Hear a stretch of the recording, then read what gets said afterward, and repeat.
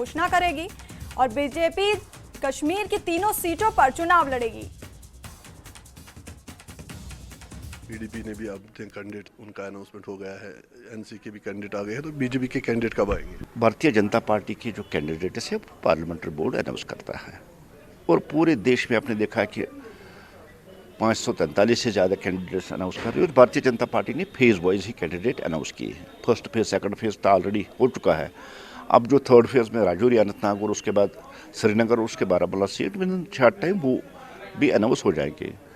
अब जो यहाँ मुख्तलिफ जो समाजी लेवल पे सोसाइटी में या पॉलिटिकल लेवल जो ऐसा कुछ प्रोपेगेंडा कर रही है कि भारतीय जनता पार्टी कैंडिडेट नहीं उठाएंगी, इसमें कोई सच्चाई नहीं है, कोई सदाकत नहीं है। भारतीय जनता पार्टी तीनों सीटों पे अपनी कैंडिडेट उठाएगी और तीनों सीटों पे जो चुनौती आजकल बन गई है, जिस तरह से बहुत दिलचस्प मुकाबला हर सीट पे और हाई प्रोफाइल सीट जैसे अनंतनाग राजौरी भी हो गई है, अब नॉर्थ कश्मीर की भी होगी और श्रीनगर में भी अभी देखते हैं अनाउंसमेंट कैसी होगी। इन हाई प्रोफाइल सीटों पे भारतीय जनता पार्टी का जो मुकाबला होगा वो सख्त नहीं दिलचस्प होगा, लेकिन भारतीय जनता पार्टी तीनों सीटों में जीतेगी।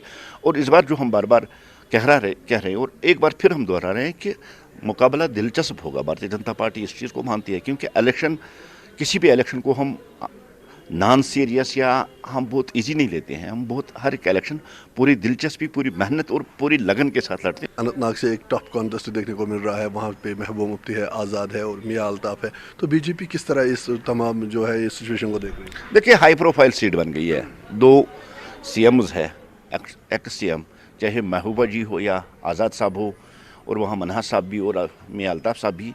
मुझे लगता है कश्मीर प्रोविंस में सबसे हाई प्रोफाइल सीट अगर कोई बन गई है तो वो अनंतनाग राजौरी पार्लियामेंट्री। और जहाँ तक भारतीय जनता पार्टी का ताल्लुक है, भारतीय जनता पार्टी ही भी एक हाई प्रोफाइल कैंडिडेट जो है उस अनंतनाग राजौरी वाली सीट में उसकी नॉमिनेशन होगी।